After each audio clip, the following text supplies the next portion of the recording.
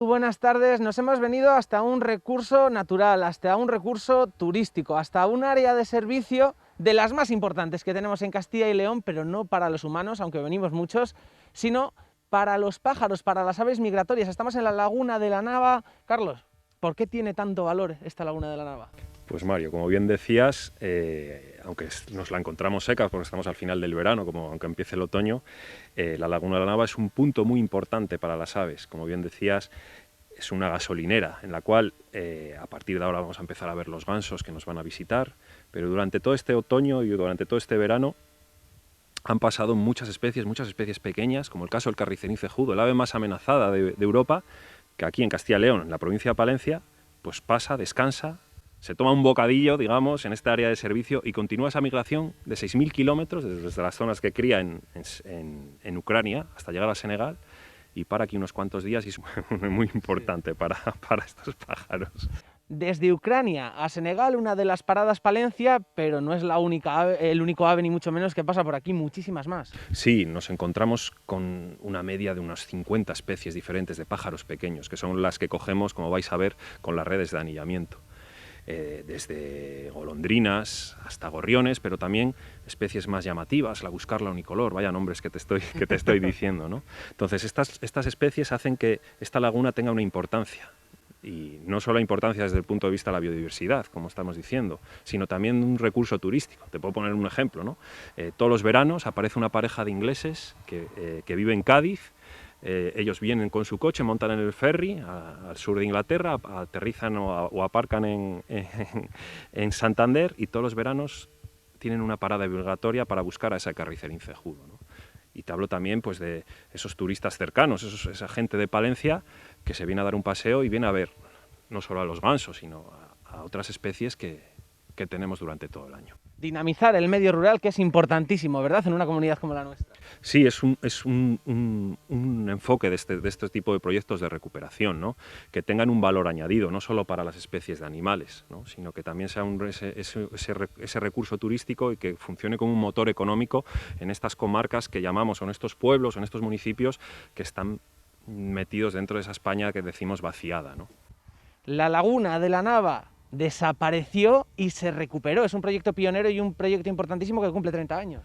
Es así, este año se cumplen los 30 años de la primera recuperación de esas 60 hectáreas, que fue ese proyecto pionero en la cual la colaboración de muchas entidades públicas como los ayuntamientos, la Junta de Castilla y León, la Diputación de Palencia y entidades privadas para la cual trabajo, para la Fundación Global Nature, unieron fuerzas para volver a recuperar lo que antiguamente se secó, ¿no? En este caso el antiguo Mar de Campos. Un mar de Campos que se extendía, ¿verdad? Era un mar muy grande, muy amplio. Sí, era como un delta interior de esos que vemos en los documentales, ¿no? Era un delta interior que existía en Palencia.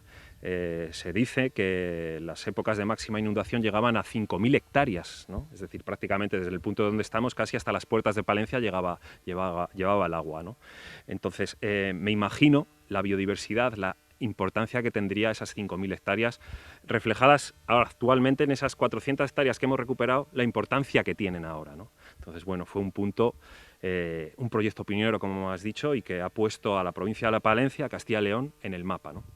Carlos, lo que vamos a hacer primero es ir a una de esas redes en las que lográis capturar a los pájaros para ponerles un DNI, para investigar cómo están, pasarles la ITV también. Eso es, si nos acompañáis, os enseñamos todo el proceso, estamos ya rematando la campaña de este año y encantados de enseñar los trabajos que realizamos aquí en la laguna.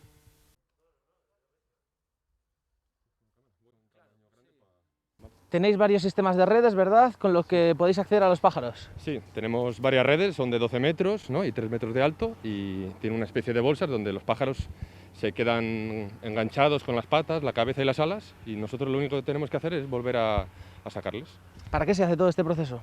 Pues el proceso es la captura de las aves, el objetivo es el anillarlos, individualizarlos con una anilla metálica que tiene un código alfanumérico, de tal manera que esas anillas van a quedar en una gran base de datos para la consulta nuestra y de todos los científicos de España y de Europa. ¿Le dais un DNI a cada pájaro? Sí, es a modo DNI o matrícula, queda identificado, individualizado para siempre. Y creo que además después también se estudia un poquito, ¿no? Pues cómo están de salud y demás. Sí, lo primero que vemos es, bueno, miramos la especie que es, intentamos datarlos con la edad, el sexo, se ve el estado físico con la grasa y el músculo y se les toma unos parámetros de medidas del ala, de huesos, sí, un poquito para ver el estado general del ave. ¿Qué ave tenemos aquí? ¿Qué pájaro tenemos aquí? Pues aquí tenemos una curruca capirotada, un macho de curruca porque tiene la capirote de color negro, las hembras lo tienen de color marrón. Entonces lo cogéis, lo tomáis, ¿verdad? Para llevarlo al estudio. Sí, pues ahora vamos a sacarlo. Nada, el procedimiento es muy fácil. Se saca primero del embolsamiento y luego pues, se le saca en orden. Primero las patas. Normalmente se enreda con los dedos. Imagino que con mucho cuidado para no causar ninguna lesión al pájaro. Normalmente, bueno, para ser anillador de aves se necesita mucha experiencia, además de pasar un examen bastante difícil. Entonces, todos los anilladores sabemos cómo sacar los pájaros de las redes. Luego, después de las patas, se les saca las alas y, por último, la cabeza. E imagino que han visto muchas especies aquí. Sí, bueno, anillando, por ejemplo, la campaña de este año, de 2020, hemos capturado unas 45 especies o así, diferentes, en solo esta campaña. Luego en la laguna, durante todo el año y en los registros históricos que tenemos, pues llegan a casi 300 especies, tanto anilladas como visualizadas, ¿no? No todas las aves se pueden capturar. Que nos contaba Carlos que es casi el 40% de las especies que se han visto en España. Sí, son un gran porcentaje. Carecemos de muchas de las aves marinas que se ven en la costa, pero bueno, todas las que son de interior, pues es muy fácil de localizarlas aquí. Lo guardamos en la bolsa. Sí, tenemos unos colectores especiales de tela, de algodón, para que el pájaro esté un poquito a oscuras y lo más importante, que pueda respirar a través de la tela, ¿no? Ahí está más tranquilo y desde aquí pues ya lo llevaremos a la mesa de operaciones, que es nuestra mesa de anillamiento. ¿Y vemos otro en las redes? Sí, este es otro pájaro un poco más grande, que es una hembra de mirlo común. ¿Veis? Bueno, los mirlos normalmente los machos son más negros y el pico amarillo y el ojo también un poco amarillo, pero las hembras son de tonos más apagados y no es tan llamativo como el macho. ¿Vive aquí o está viajando? No, esta es una especie que vive aquí todo el año, está con nosotros todo el año. Lo podemos coger todos los meses del año aquí en la laguna. Pues vamos a cogerlo. Pues lo mismo que antes, cogemos de las patas, al primero. Porque hay muchas especies que viven aquí, pero también hay muchas que usan esta laguna como una especie de área de servicio, como usamos los humanos cuando vamos en coche, ¿no? Hay muchas especies que son migradoras y solo pasan un día aquí o varios días repostando en nuestra estación de servicio, por así decirlo, para alimentarse y acumular de alguna manera esa energía en forma de grasa, que es lo que luego les permite hacer los vuelos migratorios.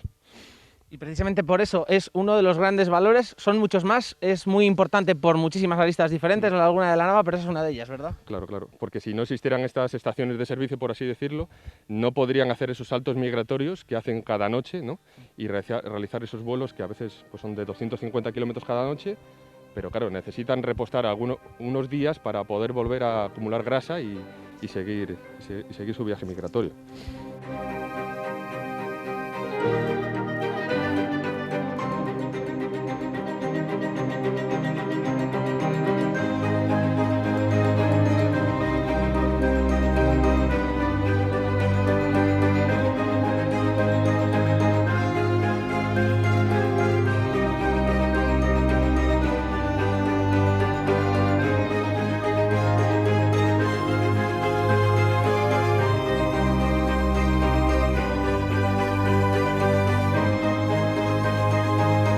Nos vamos a una estación de anillamiento para conocer en profundidad a estos pájaros y darles un DNI.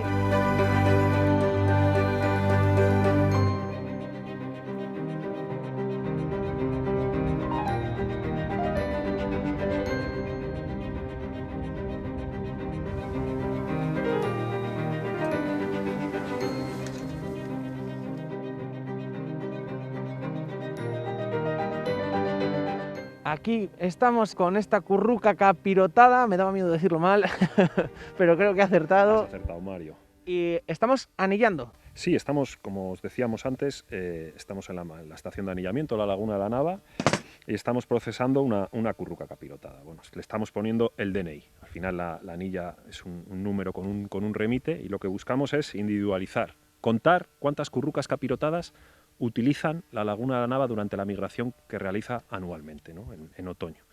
¿Cuántos pájaros pueden llegar a pasar a lo largo de un año por la Laguna de la Nava? Pues este año hemos estado, creo que rondaban, David, no sé si... Bueno, hemos capturado unas 2.600 aves durante los 2 meses de campaña en verano. Claro, pero serán muchísimas más, imagino, ¿no? Claro, sí, sí. Eso es una manera de un pequeño muestreo que nos da la idea de la abundancia de aves que hay cada verano.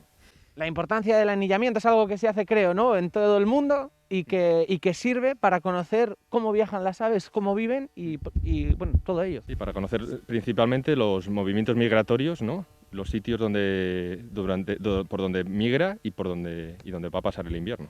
Hablábamos del carricerín cejudo, el ave más amenazada de Europa, que va de Ucrania a Senegal, e imagino que también hay otros que van incluso más lejos. Sí, ahora los últimos estudios parece ser que en la zona de invernada es el delta del río Níger, y principalmente el país de invernada es Mali, que está un poquito más lejos que Senegal.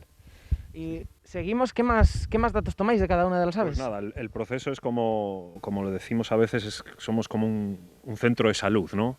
Les tallamos, les medimos el ala, miramos a ver si están muy gorditos, les vamos a, como vais a ver, me permitís un momento, tengo que quitarme la mascarilla, les soplamos en su barriga, hablando así, para ver si tienen mucha grasa, para saber, lo mismo que cuando nosotros vamos al doctor y nos tocan aquí y dice, oye, has pasado buen invierno, ¿no? Pues nosotros hacemos lo mismo, ¿no?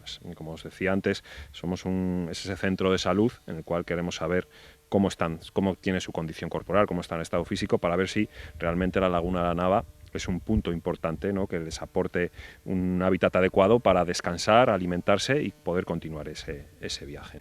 Y lo que os decía, ¿no?, les medimos, les tomamos una serie de medidas. Al final, este es un ejemplar que mide 74 de ala. Le tomamos una medida específica, una pequeña pluma que tienen en las plumas de vuelo, 56. Y por último, pues antes de soltarlo, le tomamos el peso. En este caso, este ejemplar son 18,5 gramos. La grasa y el músculo y la edad. Es un pájaro de edad 4, es un macho por tener el capirote negro, y de grasa era grasa 4, músculo 2. Y ya después de todo eso, pues procedemos a liberarlo y que continúe su viaje. Nos interesa saber qué edad tienen estos pájaros. Distinguimos 2 clases de edades. Así hablando claro, los que han nacido este año, los que han salido del nido y los que han hecho el nido, ¿no? Entonces, en base a una serie de desgastes del plumaje, los adultos, los que han hecho el nido, lo hacen de una manera y los que han salido del nido lo hacen de otra. Entonces, este sé que es un pájaro joven que ha nacido este año porque tiene las plumas más desgastadas que las tendría un adulto, y aparte ha dejado sin mudar otras 2 ahí, ¿no? Entonces, esto sé que es una edad 3. Y de sexo sé que es un macho por el capirote negro, ¿no? Entonces le soplo para ver su estado corporal y de grasa. Este tiene poca grasa. Entonces es una edad 3, sexo 1, grasa 2, músculo 2, ¿no? Luego continuamos midiéndole el ala, en este caso 69,5, y luego pues una medida estándar que se toman todos, que es una medida de la tercera pluma del ala, primaria, que es 53. Vale. Y por último, pues le pesamos en estas balanzas. En este caso son 15,4 de peso. 15,4 gramos. Y respecto a la vida, imagino que varía mucho en función de las especies, pero ¿cuánto puede vivir un pájaro? En este caso, estos pájaros pequeños, lo voy a soltar, ¿vale? En este caso, los pájaros pequeños, el primer año es un año clave, ¿no? Si logran pasar ese primer año, pues suelen rondar los 3, 4 años. También hay excepciones, ¿no? Hay pájaros que nos hemos encontrado aquí con 8 o 9 años, ¿no? Depende también si es una especie migradora, sedentaria. Entonces, bueno, cada especie tiene su rango de edad. Se quedará unos días, imagino, en la laguna. Sí, lo que estamos viendo que con este tipo de estudios, pues estos pájaros pequeños suelen utilizar la laguna durante una media de unos 5 días, ¿no? Es la media. Hay ejemplares que se quedan más tiempo y otros pues que a la noche siguiente ya emprenden la migración y continúan ese viaje. Pues seguimos avanzando, tenemos otro pájaro. Tendremos otro, sí. Esta mañana, bueno, pues como os decía antes, estamos terminando la campaña de anillamiento. Ha cambiado mucho los pájaros que cogemos ahora en esta época ya de principios del otoño. Y cogemos pues especies como esta, pues en este caso, pues mira, lo pequeñito que es y el color verde que tiene. Esto es un mosquitero común, es un mosquitero común. No cría en la laguna de la Nava, sino que está empezando a pasar, y sus zonas de donde va a pasar el invierno generalmente es al sur de la península, ¿no? En esos bosques mediterráneos, en esos olivares, en esas dehesas extremeñas, pues allí es donde encuentra el refugio en invierno. ¿Por qué es tan importante la laguna de la Nava? ¿Qué ocurriría si no existiese la laguna de la Nava? Pues como en todos estos casos, si desaparece un ecosistema, pues arrastra muchas especies, ¿no? Entonces la laguna de la Nava es un punto caliente de biodiversidad, que se suele decir, ¿no? Hay muchas especies, en el caso de los mosquiteros, podemos poner ese ejemplo, ¿no? Imaginaros que se te estropea la lavadora y no sabes el por qué, ¿no? Y llega un técnico y te dice: ha sido por este tornillo que faltaba aquí, ¿no? Entonces imaginaros que si ese tornillo es la laguna de la Nava, desaparecería, pues el ecosistema en sí pues no funcionaría, ¿no? Entonces la laguna de la Nava es muy importante porque alberga mucha diversidad, mucha riqueza de especies de animales, de plantas, y tenemos que conservarlo no solo por estas especies, sino para que las generaciones futuras puedan seguir viniendo desde Palencia o desde otras muchas localidades a disfrutar de este entorno que tenemos aquí a 20 minutos de Palencia. Porque vienen miles y miles de personas cada año. Sí, los últimos datos que tenemos, la media de estos últimos años ronda los 12.000 turistas que se acercan aquí a la propia laguna o a la Casa del Parque, que está en Fuentes de Nava, y que es un motor económico, ¿no? Es un recurso turístico. Pues los visitantes vienen, conocen el pueblo, conocen la laguna, y quieras que no, pues se toman sus cervezas, se toman sus bocadillos y dejan su... Revierten en el pueblo. Revierte al final en el pueblo, ¿no? Pues seguimos con este mosquitero. Con este es un mosquitero común, lleva las anillas más pequeñitas, que son estas, y le digo ¿Estas anillas son similares a las que se ponen en todo el mundo? Son idénticas en todo el mundo, son del mismo tamaño, pero que cada país tiene su propio remite. Tiene un número y un remite. Es decir, la técnica esta empezó hace casi 100 años. Es una técnica que empezó un profesor danés que tenía la inquietud de saber los pájaros, los tordos que le criaban en el tejado de su casa, desaparecían en invierno, y quería saber a dónde iban. Y entonces empezó, ¿y qué hizo? Creó sus propias anillas, alfanuméricas también, con una numeración correlativa, y puso el remite de su casa. Y al poco tiempo, cuando empezó el estudio, pues le llegó una carta diciendo que había recuperado un señor a un X distancia, a 100 kilómetros de su casa, pues uno de esos estorninos o esos tordos que le criaban en el tejado, ¿no? Entonces ahí empezó. Entonces cada país lleva su remite, su dirección postal, y en este caso pues aquí utilizamos un remite de una sociedad de ciencias que es la Sociedad de Ciencias Aranzadi, y que es la que a nosotros nos permite realizar este trabajo. ¿Cuáles son los remites más exóticos que habéis podido encontrar? Bueno, pues mira, este año hemos tenido la suerte de coger un remite del carricerín, un pájaro que venía de las Islas Británicas, ¿no? Un guiri, si se me permite la expresión, ¿no? Venía de las Islas Británicas. Pero así los más exóticos, pues una vez hemos cogido uno de las Islas Jersey, de las Islas del Canal, también tienen, otros más lejanos, de Moscú, que es algo muy poco habitual, ¿no? Coger pájaros que venían de Siberia. Pero lo habitual es aquí coger pájaros que están en esa autopista migratoria, ¿no? Que son países cercanos aquí, Francia, Bélgica, Holanda.